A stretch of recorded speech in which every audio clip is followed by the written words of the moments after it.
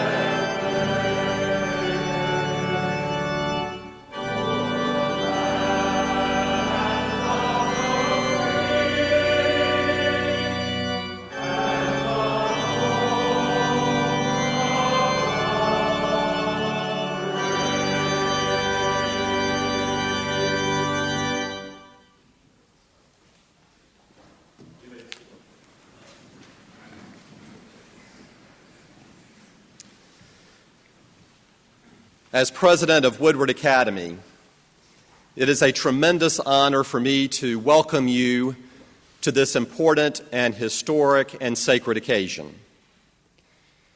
As the Woodward flag flies at half-mast today, in recognition of the life of one who greatly influenced and touched the life of this institution, we all gather here today to celebrate and give thanks for the life of Captain William R. Brewster, Jr.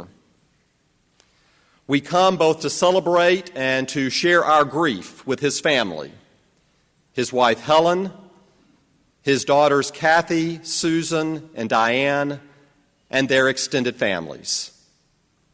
In this occasion, may we draw such strength from this time of remembrance and reflection that we will know that God's grace abounds, that in every way despair will be turned into hope, sorrow will be comforted, and in death we will experience resurrection. As you are able, please stand and join in the singing of America the Beautiful, the words to which are printed on the back of your program.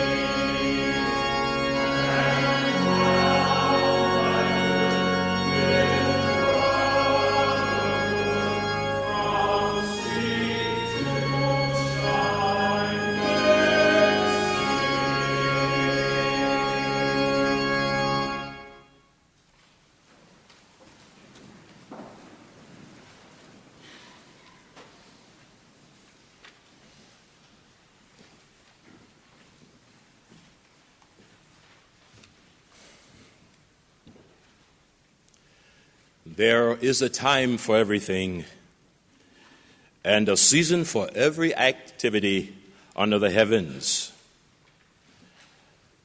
a time to be born and a time to die, a time to plant and a time to uproot, a time to kill and a time to heal, a time to tear down and a time to build, a time to weep and a time to laugh, a time to mourn and a time to dance, a time to scatter stones and a time to gather them, a time to embrace and a time to refrain from embracing, a time to search and a time to give up, a time to keep and a time to throw away, a time to tear and a time to mend, a time to be silent and a time to speak, a time to love and a time to hate, a time for war and a time for peace.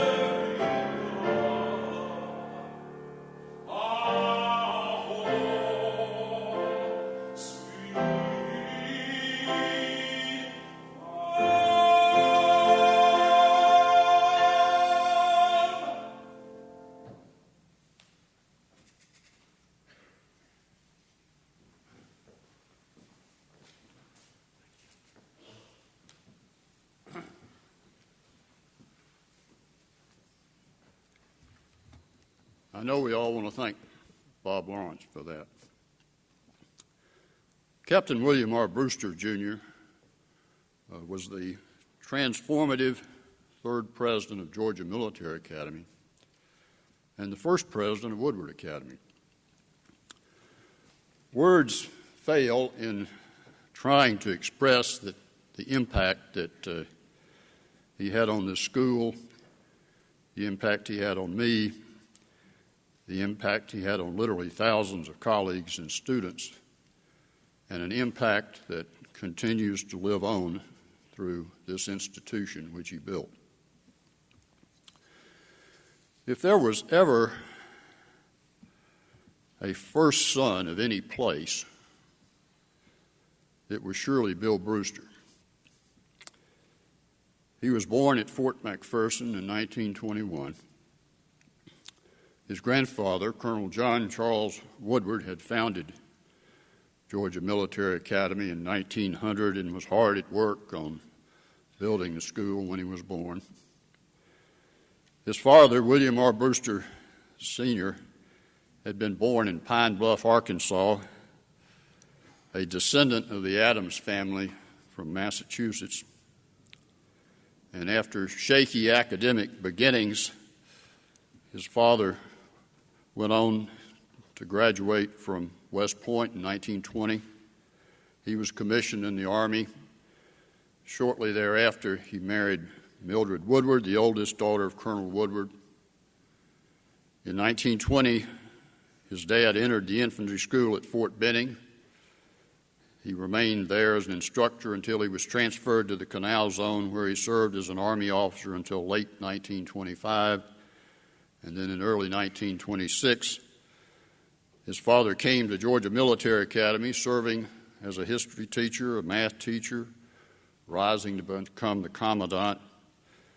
And then when Colonel Woodward died in 1939, Colonel William R. Brewster, Sr. became the second president of GMA.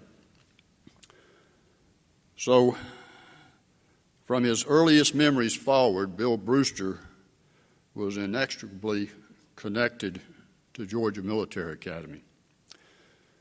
He watched the struggles of his grandfather and his father in building an institution that was growing in stature and prestige. His life lessons were embodied in the concept of duty, honor, and country. In 1937, Bill graduated from Georgia Military Academy and won an appointment to Annapolis. And he graduated from Annapolis on December 19, 1941, just days after the attack on Pearl Harbor. After graduation from the Naval Academy, Bill was assigned a succession of combat roles in the North Atlantic, in French North Africa, and then in the Pacific, where he was awarded a Silver Star, Bronze Star with a Combat V for Valor. And it's interesting to read the 3.5-page obituary, which many of you have seen and appeared in the Atlanta papers, an obituary which Bill wrote well before his death. But one of the interesting things, and I'll comment on several things about the obituary, was that in the 3.5-page obituary, more words are spent on his military career than on his 33-year career at Georgia Military Academy. Bill did modestly note in that obituary that his life's work after leaving the Navy was in private secondary and elementary school education, where, in his words, quote, he began his new career as a teacher of math and science, but during the next 33 years he worked up the administrative ladder and was the Academy's president from 1959 to 1979. My earliest memories of Bill date back to when I was probably a 10-year-old boy in the 1950s. Bill and my father had served in the Navy. Both of them had served in the Navy in the Pacific during World War II, and both came back and were in the Naval Reserve. And so they spent weekends together at the Naval Air Station, which is now Peachtree DeKalb Airport. And Bill and my father became close friends. And as a young boy, I recall countless social engagements where Bill, Kitty, and their 3 daughters and my family would spend Saturday evenings together. Bill had a lot of impact on me, even had a lot of impact on my father. Bill was a beekeeper, and so he talked my father into becoming a beekeeper like he was. And our backyard on Clifton Road over near Emory was absolutely full of beehives and bees. I probably suffered some sort of record for bee stings as a young man And by the time I was about 8 years old, I never went out of the house without shoes on. I was not a barefoot boy. And we would regularly share in the annual ritual of robbing the hive, harvesting the honey, putting it in all the jelly and peanut butter jars that we'd saved throughout the year, and then packaging up the honey for the Johnson basic Christmas present. Everybody would get honey, and it came from the hive that Bill split with my dad. As we spent time with the Brewsters, I could see my father's growing interest in having me learn to stand up straight, shine my shoes, march, and learn all of life's manly traits. And I recognized over a time that he intended to entrust me to his friend Bill Brewster to make all that happen. And so in the fall of 1956, I was enrolled at Georgia Military Academy in the 8th grade and entrusted to Bill and a host of memorable characters, some of whom are actually embedded in the minds of lots of folks who are representative of that period. People like Abe Ferguson, Carl Thielander, Colonel and Mrs. Russell, Doc and Sadie McKay, Lottie Wilson, Garland Watkins, Ted Hayes, and a host of others too numerous to recite. And over the next 5 years, they did what they could with me, but all under the watchful eye of Bill Brewster, who was by now Commander Brewster and later became Captain Brewster. During my 5 years at GMA, I would guess that I maybe had 10 minutes of conversation with Captain Brewster. But I knew that he was watching every move I made, probably personally choosing my every teacher. He felt a sacred duty to my father and mother and to me, as he did with every student entrusted to him, to provide every opportunity for every cadet. And he was personally responsible for that and engaged very directly in trying to make it happen. Bill's passion in life was transforming students one by one. And the result was some transformed students, grateful parents, loyal alumni, and a school of ever-increasing reputation and success. One of my GMA classmates, who's here today, B.I. Godwin, earlier this week sent an email to our class reflecting on Bill. He said in part, Bill Brewster had the phenomenal ability to remember personal details of every student who ever entered the gates of GMA. In our many, many conversations over the years, I never mentioned the name of a former cadet whom he failed to recall. And I will add this, the class of 61 was special to him. I think that this was due in large part to the fact that ours was one of the first classes to graduate under his tenure as president, and he took great pride in the individual and collective successes that the class experienced. I mentioned the many, many years. This is still B.I. Godwin talking. As a 17-year-old, I stood in awe of him. As a 70-year-old man, I look back on my relationship with him as an old and enduring friendship. Just as Bill had a plan to transform every student into the most that he or she could be, he had a grand vision for what the school could be, and he intended to execute every detail of that vision. In 1958, his father was granted a sabbatical by the governing board, and Bill was designated as acting president. While still in the status of acting president, he made his annual report to the board in 1959, and he noted that the academic achievement of the student body was lackluster. He noted that they were admitting students who they knew were not college material. And he noted that significant discipline problems were experienced from many of the weaker students. And he called on the school to focus on excellence.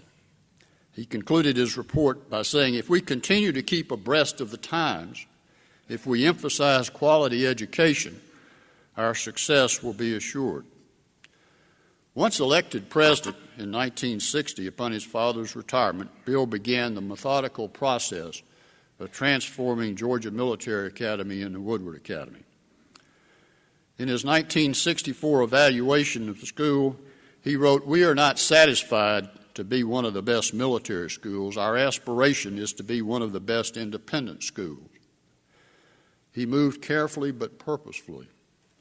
In May of 1964, he announced the admission of women to, quote, "provide a more genteel atmosphere on our campus." And the real guts of it was, and to upgrade our academic program. Bill early recognized that if you wanted to increase academic quality, doubling the potential pool of smart kids by admitting women was an absolute necessity. But that, like so many other things he did, got pushback. In the mid-1960s, he realized and articulated the belief that for all the advantages of military education, and keep in mind that his grandfather had gone to a military college, his father had gone to West Point, he had gone to the Naval Academy. For all of the advantages of military education, there was a severe cost. The daily military training consumed precious hours that prevented adding to the curriculum the courses needed to meet the rigorous admissions requirements of the more prestigious colleges and universities, and it limited the time available for the development of strong programs in athletics and in the arts and in other academic pursuits. So in January of 1966, after much debate, the governing board voted to expeditiously and completely phase out the school's military program, and this was announced in February of 1966. Opposition to the change was fierce. It included his own father. Some alumni have still not forgotten and have not forgiven, but Bill calmly noted that it's human nature to oppose change. And it may be human nature to oppose change, but Bill had the courage to keep it up. And the visionary changes continued. The name was changed to Woodward Academy in 1966. In the early 70s, Woodward was quietly and uneventfully integrated both in its student body and its board.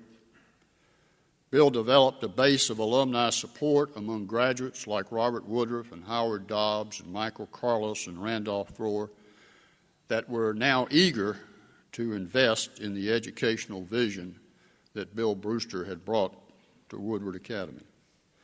Women like Betty Talmadge, Ann Rivers Siddons, and Kitty Ducart were named to the board. He even added some children to the board, asking me to join the board when I was in my mid-30s. Bill led a successful capital campaign celebrating Woodward's 75th anniversary, which added to the school's endowment and financed the new administration building, Carlos Hall, which is still used, and Richardson Hall, which is one of the most important buildings on the campus. Women's sports programs were introduced, and the student body grew in size and in diversity and in academic achievement, and the school's reputation grew with it.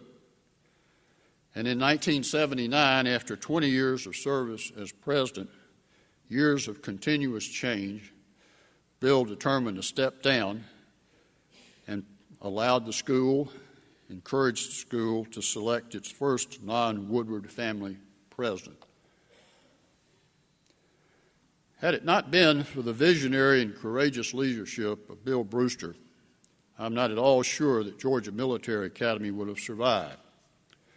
Because of his courageous leadership, the school not only survived but grew in quality, reputation, diversity, and impact in ways that neither Bill nor any of us could ever have imagined.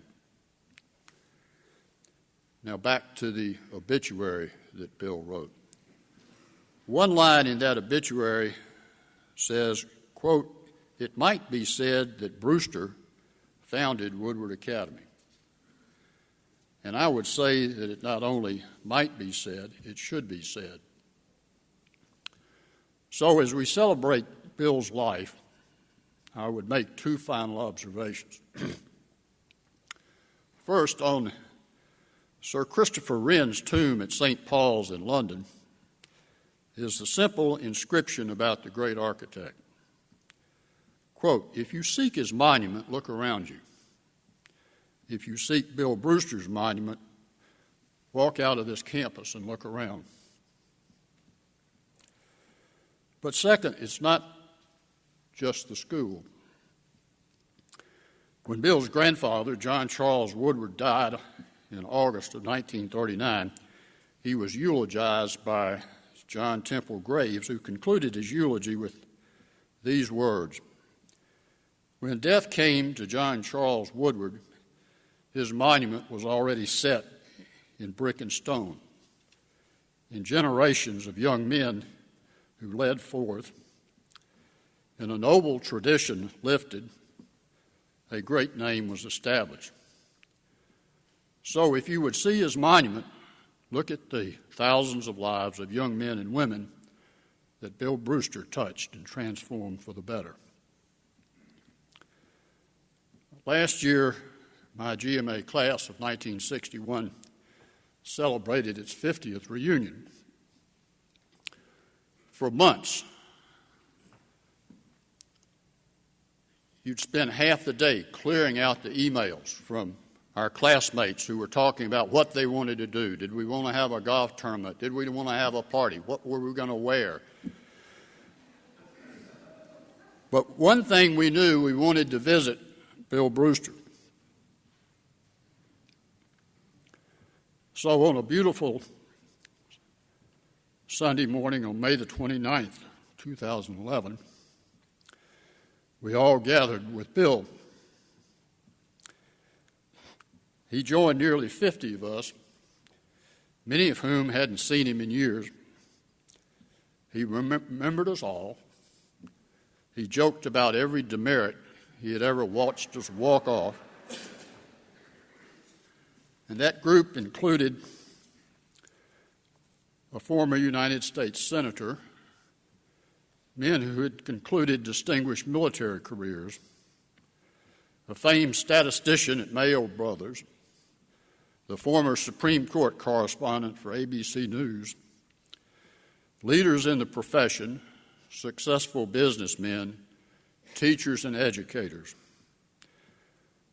They were all there to say thank you to a man who had transformed their lives. That group and thousands more like them are Bill Brewster's monument.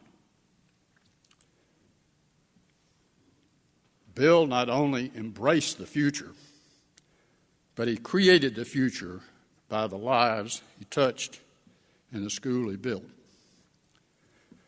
Praise be to God for the life of William R. Brewster, Jr.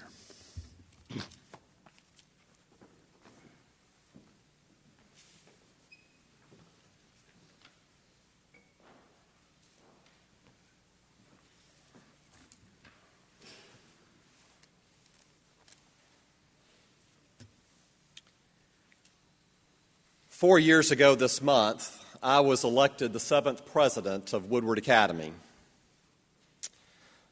Following the announcement of my election, I received numerous words of congratulations from people around the state and region.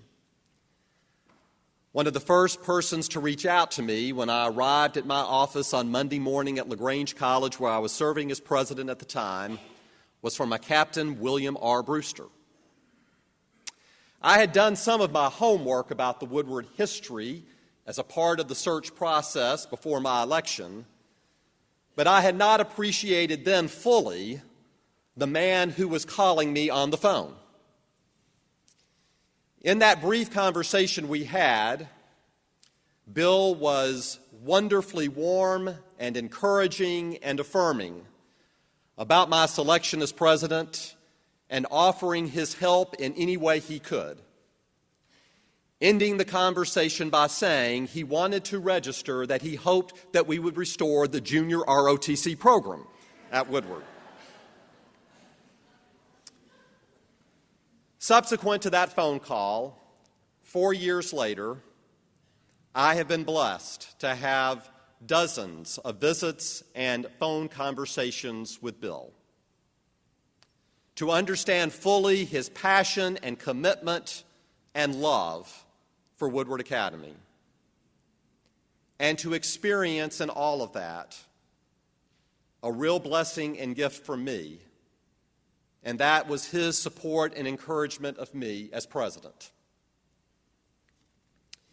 Institutional presidencies are often judged by the numbers.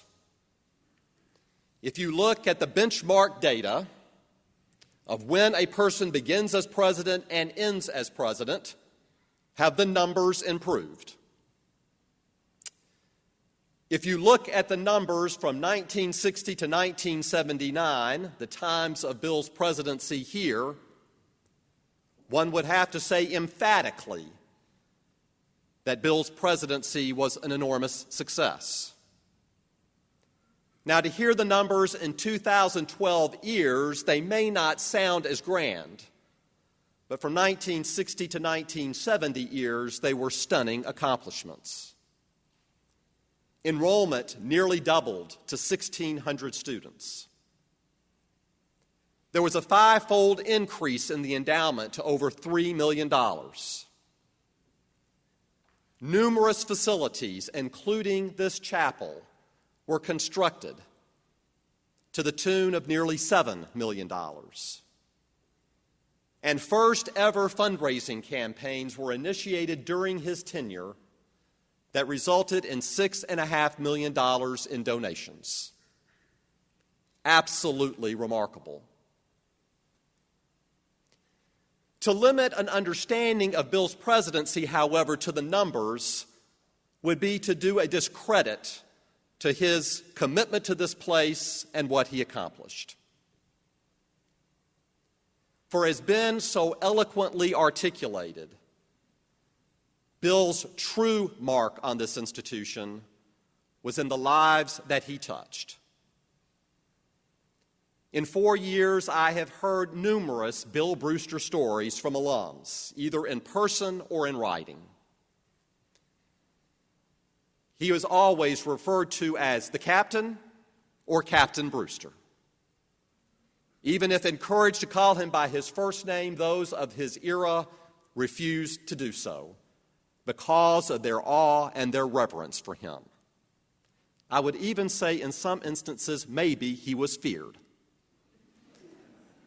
He was, if not a father figure to many of the students here, at least a role model, a disciplinarian, a person who affirmed, a person who knew to provide encouragement when encouragement was needed for a struggling student.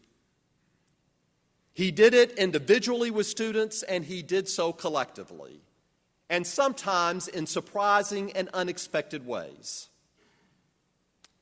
A series of letters were written to Bill on the occasion of his 87th birthday. And in those letters, graduates offered many I remember when stories. Unfortunately, I could not identify the author of this particular story, but it seemed to me particularly poignant and appropriate to share at this occasion. The person was writing about the experience of students at Woodward in the 60s, a time when there was often tension between the students of GMA and the teenagers of College Park. There was no love lost between the two. GMA students were jeered and taunted, called bellhops because of the uniforms that they had to wear. And it was not uncommon that as the boarding students were in their rooms studying at night, teenagers from the area would come by either in person or in automobiles to continue the taunting. Well, one night, the GMA students had had enough.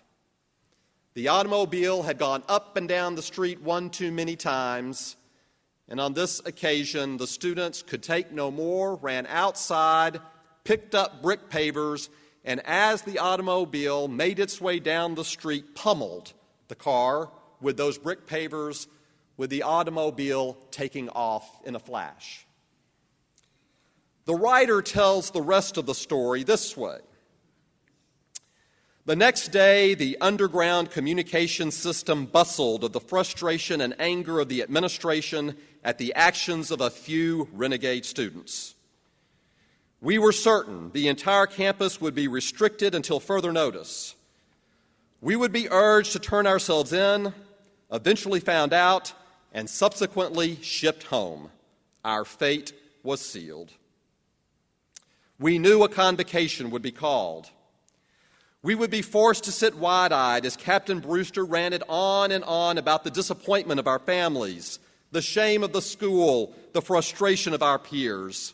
It would be awful, all for that one moment of revenge.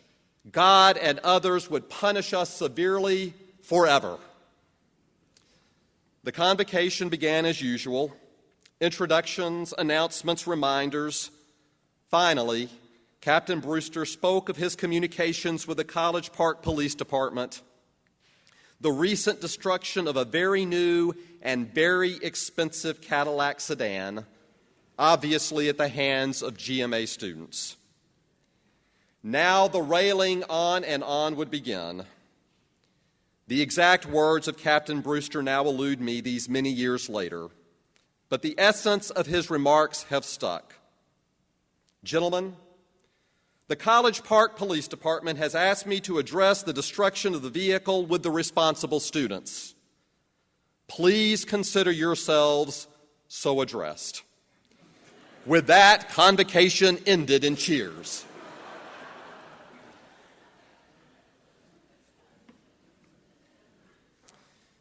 Bill was revered and feared not just on campus by faculty and students and alumni, but he was revered by colleagues in the independent school sector, locally, regionally, and across the United States. Thanks to Bill's efforts, he understood that the success of independent education in Atlanta and Georgia would only be as good as the collaboration among the similar schools in the area. And today, organizations such as the Atlanta Area Association of Independent Schools and the Georgia Independent School Association have their genesis in the efforts that Bill Brewster took in bringing together colleagues to discuss issues of common concern, and to collaborate with one another.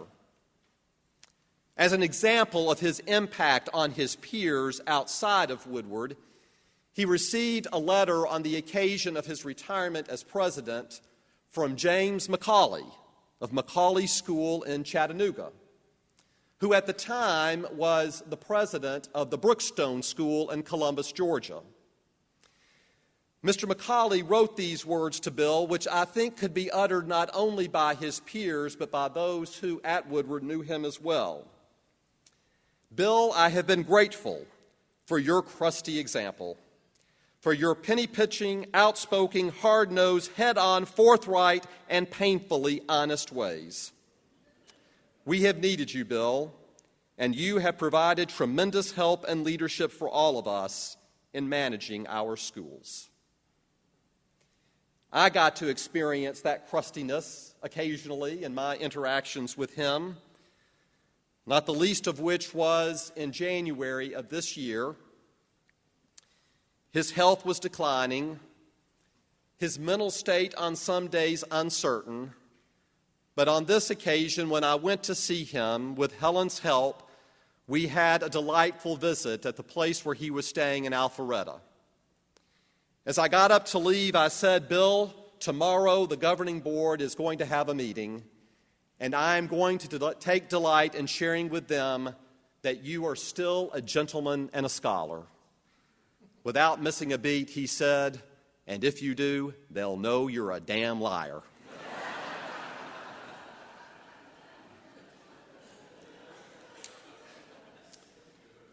Well, Bill saved his crustiness for the most consequential set of decisions that he made in the entire existence of GMA and Woodward.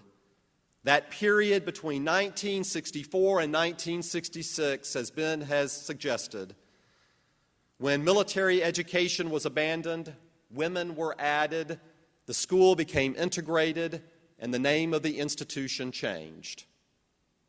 Thank goodness for his crustiness. Thank goodness for his courage in standing up to those who opposed him on that very important decision. Even students were opposed to what Bill was doing, and Guy Gunn wrote this letter to Bill in 1987 with these reflections. And there was that awful announcement that GMA was dropping military and becoming coeducational. A group of seniors was so devastated that we met for weeks under the kind and watchful eye of Major Ted Hayes to organize our opposition to the new direction of the school. We were sure we could change your decision with logical arguments that you obviously had not considered. Hill Hammock and I met with you to present our masterfully written manifesto. Somehow it didn't sound so good when you read it out loud in our presence. I always regretted that we let you read it instead of Hill. You were respectful and polite, but unwavering in your resolve to make the change. Even now, I can only imagine the weight of that decision and the courage it took to make it in light of the tradition and pride that GMA had accumulated over the decades. And of course, you were right again. Thank you from all of us who now see what the school has become and realize how critically important your decision was. There are a number of books these days that are written on the topic of leadership. I've recently concluded a book with the title Courage. The case study for that book could have been Bill Brewster's leadership of Woodward during his tenure here. The book argues that in leadership, courage requires one to have vision, to see beyond the current state of affairs, to understand a preferred future for the organization. A person who can listen and balance opposing points of view. A person who can persevere despite the obstacles in the way of decisions that you are certain in your heart are in the best interests of the organization that you represent. Now, my administration is 4 presidents removed from that of Bill Brewster's and over 3 decades of time. But each and every day, I give thanks that I am fortunate to preside over an institution that had left for it such an important and remarkable legacy as that led by Captain William R. Brewster, Jr. The last words of my comments are going to come from Jimmy Jones, class of 1965, a member of our governing board who wanted to be here today, but his schedule would not permit. And he asked that I share these thoughts, which I offer in conclusion. Somehow it is 2012 and all of you are gathered in the chapel at Woodward Academy to celebrate the life of William R. Brewster, Jr., affectionately known by thousands associated with Georgia Military Academy and then Woodward Academy as the Captain. In his unique case, it is not so much, "Oh, Captain, my Captain," as it is, "Oh, Captain, our Captain." I suppose it is a commentary on my own passing in review that I can recall as if it were yesterday or no farther back than last Wednesday when 2 of my buddies and I sat in the last row of Patterson's funeral home on Spring Street when Colonel Brewster had died. I recall as if it were yesterday watching one luminary from GMA's history after another file all in black into the chapel on Spring Street to mourn the great man. And now, in the blink of the proverbial eye, all of you are gathered in the chapel at Woodward today as another of the great GMA Woodward luminaries passes into history. My family's association with the captain goes back half of a century. The captain took my brother and me, fatherless, lost tykes, into his family's military academy and turned two wayward boys into men. When my late kid brother could not stand living at home anymore, the captain quietly gave him a room in Memorial Hall so that my brother Jeff could be the last Cadet Corps commander. When the Vietnam War was raging, I turned down my residential fellowship to do my doctorate at Columbia, and the captain all of a sudden found a teaching position for a 21-year-old, and then remarkably for my wife Jan. In these 50 years, I saw the captain deal with matters trivial and consequential, such as ending the military and co-educating the school in the period between 65 and 67. As we learned in the Latin class, Cicero always uses the phrase rare bird as the highest possible praise. Cicero could have well characterized the fallen Roman hero, otherwise known as the captain, our captain, for the decency of his every action, his nobility of spirit, and his prescient generosity to one and all, which comprise the legacy that he leaves his children, his grandchildren, and all of us whose lives were so graciously touched by his for more than 90 years. Thanks be to God for the life and witness of Captain William R. Brewster, Jr.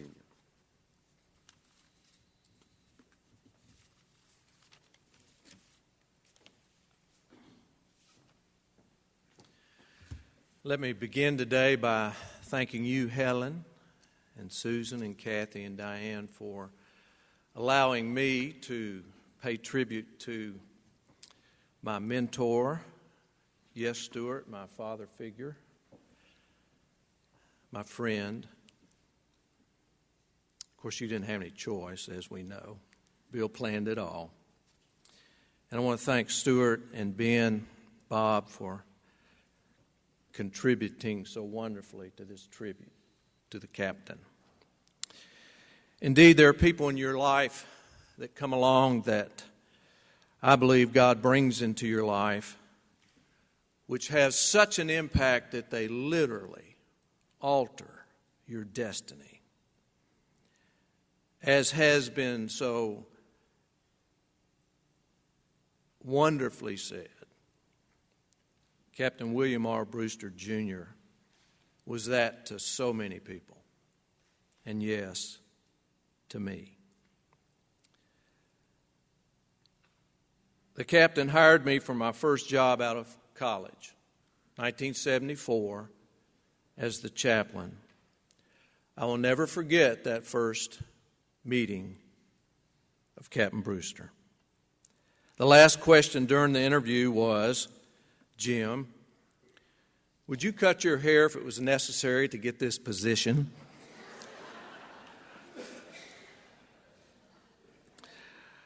I knew that this man was different than any other I'd ever encountered. The captain became my mentor. By the way, in a conversation with him last March, when he knew that his life on this earth was short, I asked him, "Is there anything I can do for you, Captain?" He responded, "Yes, Jim. Quit calling me Captain." And I can't. Old habits die hard. There just was always this aura about him, and I held him in such high esteem. However, his impact on me was much more than just one of charismatic influence. He took me under his wing and he taught me. Early on, when I was young, chaplain, still wet behind the ears, we were walking across campus in conversation. One minute he was talking to me, and the next minute he was gone.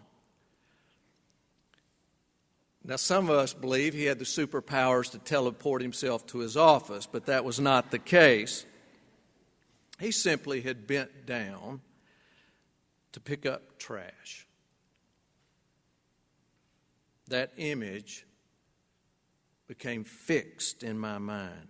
The captain, the president of Woodward Academy, one of the most significant persons I had ever been around, was picking up trash. That has continued to impact my leadership. Another lesson that I learned from him was when I was a 27-year-old middle school principal, 2 weeks into my tenure, and I had my first governing board meeting. I had made a presentation at the meeting to the board in which I detailed the progress of the students with a myriad of statistics. I thought that I'd nailed it and wowed them with the positive results with which I had a firm grasp. So early on Monday morning, I was not surprised when the captain called and summoned me to his office. He undoubtedly was going to congratulate this young principal for his marvelous performance. I entered his office, and he did not invite me to sit. He did not get up. He looked up from his desk with that gaze and said, "Jim, don't ever present so much data without putting it in their hands or on a screen in front of them." That was it. I was dismissed. By the way, I have never done that again. For 10 years, Robin and I lived on campus supervising a dormitory. And one time, one of our students who was on my hall that I was supervising was caught smoking pot. He went before the disciplinary board, and they dismissed him. Now, this young man was from South Georgia. He was about 6 foot, ninth grader, about 6'4", about 220 pounds, starting tackle on the football team. He played junior varsity baseball and junior varsity basketball. Very good athlete. And he went on to play college football. But he was dismissed, and back then, giving them due process, they could appeal to the captain. And so, being the chaplain and his dorm supervisor, Captain Brewster asked me my opinion. He said, "Jim, do you think we ought to give him a second chance? We do that sometimes." And I said, "Most assuredly, I thought we should." Well, it was the spring of the year, and Sam was playing baseball, and he had a game the next day, and his uniform was dirty. So he and some other students, my wife graciously washed their uniforms so they have a clean uniform the next day. And I had to get over to the cafeteria and take roll early in the morning, so I gathered up the uniforms and went into Sam's room early in the morning. And he had not yet gotten out of bed, but he was sitting there with an album with pot in it, rolling a joint. Captain Brewster did not say he told me so. He let me learn the lesson. But he taught me how to be tough and tender. He taught me to keep your friends close and your enemies closer. He taught me that familiarity breeds contempt. He instilled in me the value of extracurricular activities in general and sports in particular to the life and health of a school. Yes, every opportunity for every student. Captain Brewster gave me the opportunity to try my hand at administration, and he believed in me probably for the first time. It was really communicated to me by an adult male. He dreamed dreams for me that I would never have had, and it changed my life. He taught me leadership lessons that have been a part of me for the last 35 plus years. Of course, Bill was of the generation that found it difficult to express emotions. But I could definitely see his affection for his family, for his girls. and I was especially able to see his love for his brides. First, Kitty, and then you, Helen. I remember traveling with Bill and Kitty to away football games on Friday night, and I remember the banter between them. One night, girls, he asked me, "Jim, how'd you do it?" And I said, "What?" He said, "How did you have two boys at once?"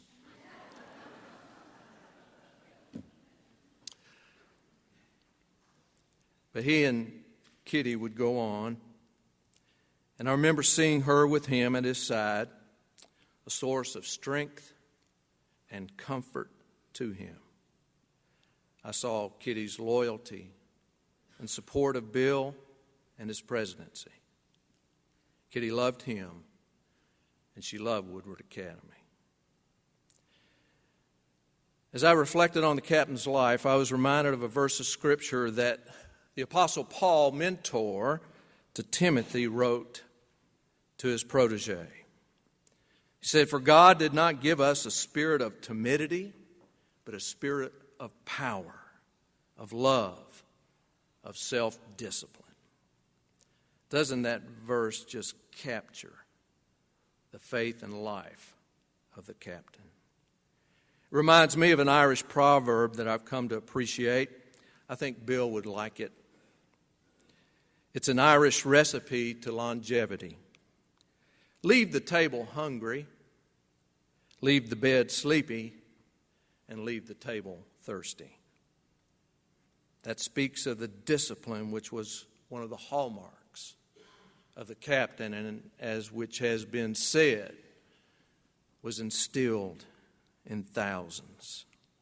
In the fall of 1974, when Woodward was embarking on their 75th anniversary capital campaign, the faculty was gathered in the cafeteria to be challenged by Bill to make a commitment to the campaign. At the conclusion of his talk, he used a poem that I'd never heard.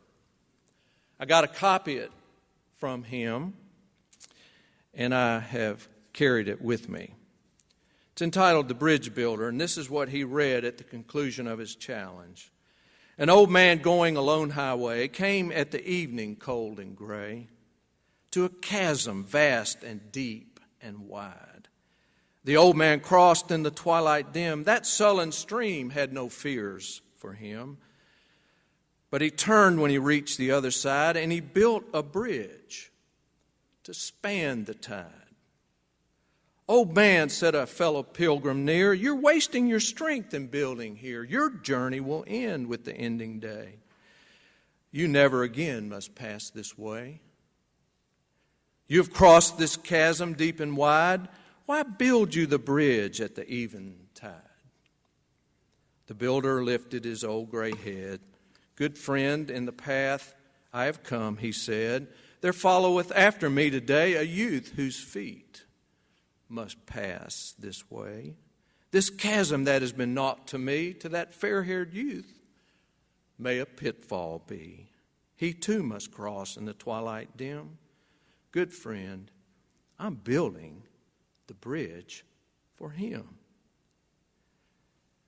Bill Brewster was a bridge builder.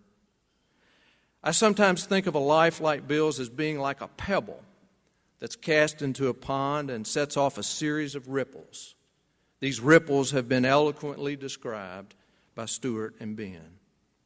His life most assuredly had a ripple effect that is still in evidence today, and not just here, but all over this globe.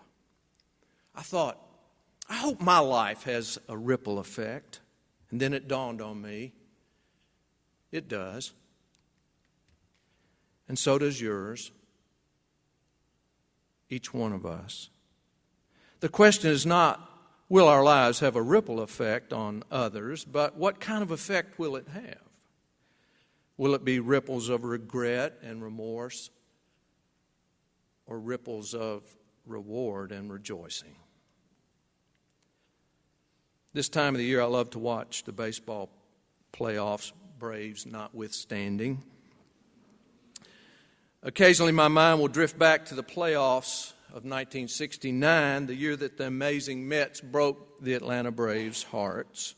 They had a closer by the name of Tug McGraw. You may not know him. His son is Tim McGraw. You know him probably. But Tug McGraw later coined the phrase, "You gotta believe." He was the closer for the New York Mets. And you'll recall that the closer is the one who's on the mound when the game's on the line.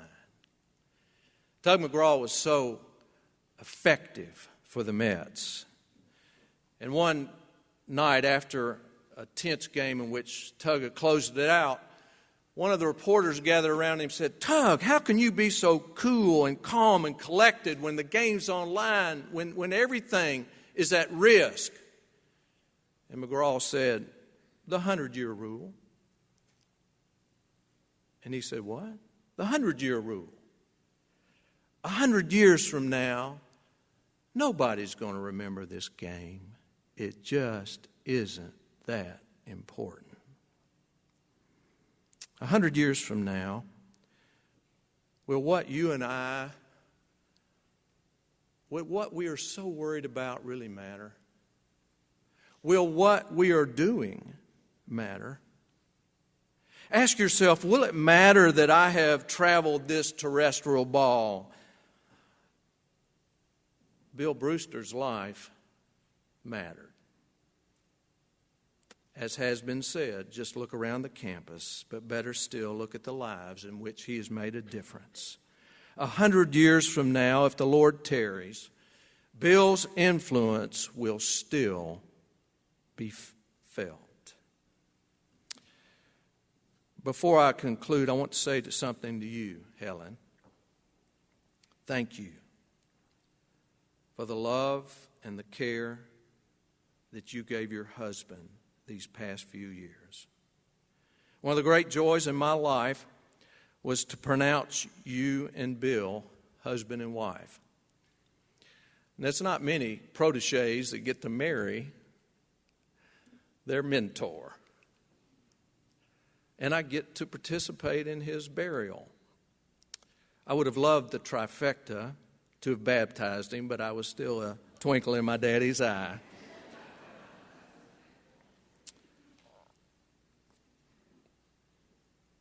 Robin and I have enjoyed our anniversary dinners with you and Bill. And I want to say to you, you've kept your vows, for better, for worse, in sickness and in health, till death do us part. Thank you. Helen, do you remember what you said to me when you called to tell me that Bill was gone? You said, I could just kick his butt for leaving when I was not here. Well, hold on to that thought, because I believe you will have the opportunity to give him a hug and then kick his butt on the other side of eternity. Now, most of you know that Bill Brewster was not a highly religious man, and he sure would not want me to make him out to be a saint. Now, I thought about that. Maybe a salty saint. Could we go with that? With the naval background, salty saint works, doesn't it? And I'm not going to disrespect his wishes. However, when I would go to visit him, especially in the last few days, I would occasionally take off my protege hat and put on my chaplain hat. And I would sit with him and we would talk. He always wanted to know how Robin was doing and always how our boys were doing. But this one time I wanted to know how he was doing as he approached the end. And so I asked him. I asked, are you ready? Captain, are you ready? And here are some of the comments that I've held on to since. Jim, I don't know why the Lord has been so good to me. I've been able to do more than I could have imagined. And then this. Say a good word for me with the man upstairs, will you? I told him that I had and that I would. But it was really more about his relationship with the man upstairs, and he knew that. You see, Bill knew that spirituality was not about rules or religion, but about a relationship. And he assured me that he had a relationship with the man upstairs. There are hundreds of promises in God's Word, but today we only need one. God's promise of eternal life. And because of his relationship with God through Jesus Christ, the captain, Bill, is at home today. He has been promoted to glory. The great statesman Winston Churchill planned his own funeral. It goes with the territory, I guess, folks. It was held in St. Paul's Cathedral, which stands right in the middle of London. The service that was planned by Churchill was done with a great understanding of what was in store for himself. He had the service follow the traditional form with two exceptions. He added 2 touches of his own at the end. He positioned a bugler in the balcony and asked that as the casket was rolled out of the church down that long aisle, that the bugler play taps. The universal symbol of something coming to an end. Taps is what we hear at the end of the day. It has a somber, sad dimension to it. They were to blow taps as the body of their great statesman was being carried out. But then, when they got to the door and were about to go out of the church, Churchill had left instructions that another bugler on the other side of the balcony in that great cathedral was to begin to play Reveille. It's time to get up. It's time to get up. It's time to get up in the morning. Because he believed that when we move out of this life through what we call death, that the last thing we hear is not taps, but what all of us who are in Christ will hear is Reveille. Because of the mercy of God, there's more. So much more in store for Bill and for us. God bless you.